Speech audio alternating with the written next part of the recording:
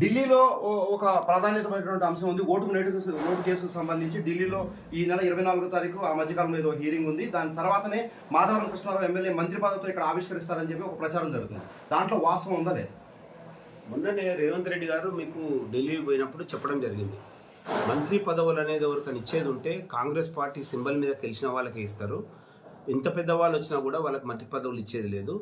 Party కోసం ప్రజల కోసం పనిచేసి ప్రజల కోసం పనిచేయడానికి ప్రభుత్వంలో చేరడానికి వచ్చినటువంటి ఎమ్మెల్యేలను చేర్చుకుంటాం, కానీ మంత్రి పదవులు మాత్రం ఇచ్చేది లేదని కారాఖండిగా ముఖ్యమంత్రి గారు చెప్పిన తర్వాత దాని గురించి మనం మాట్లాడాల్సిన అవసరం లేదు.